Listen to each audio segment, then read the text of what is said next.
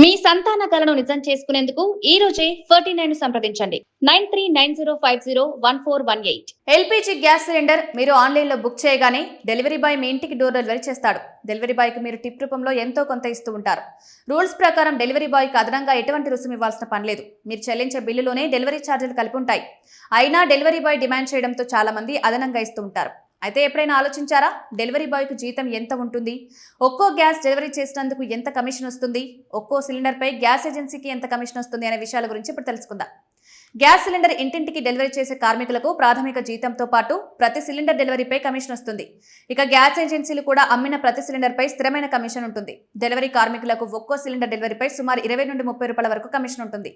ఎక్కువ సిలిండర్లు డెలివరీ చేస్తే కమిషన్ కూడా పెరుగుతుంది. డెలివరీ చేసే వారికి గ్యాస్ ఏజెన్సీ నుండి నెలకు 5,000 నుండి 10,000 వరకు జీతం ఉంటుంది. ఇక ప్రతి సిలిండర్ డెలివరీపై వచ్చే సంపాదన చూస్తే నెలవారీ ఆదాయం సాధారణంగా 15 నుండి 25,000 మధ్య ఉంటుంది. రోజుకు సగటున సుమారు 25 నుండి 40 సిలిండర్లు డెలివరీ చేస్తారు. దీంతో రోజువారీ సంపాదన 700 నుండి 1000 రూపాయల వరకు ఉంటుంది. గ్యాస్ ఏజెన్సీలు పంపిణీదారులు విక్రయించే ప్రతి ప్రామాణిక 12.2 కేజీల గృహ వినియోగ ఎల్పీజీ సిలిండర్పై సుమారు 73.8 రూపాయల కమిషన్ వస్తుంది. ఈ మొత్తాన్ని ఆయిల్ మార్కెటింగ్ కంపెనీలు ఏజెన్సీకి నిర్ణయిస్తాయి. ఈ కమిషన్ వినియోగదారులు చెల్లించే ధరలో చేర్చబడుతుంది. 5 కేజీల గృహ వినియోగ ఎల్పీజీ సిలిండర్పై గ్యాస్ ఏజెన్సీలు సుమారుగా 36.54 సంపాదిస్తాయి. 14.2 కేజీల ఎల్పీజీ సిలిండర్పై వారికి లభించే కమిషన్లో దాదాపు సగంగా చెప్పొచ్చు.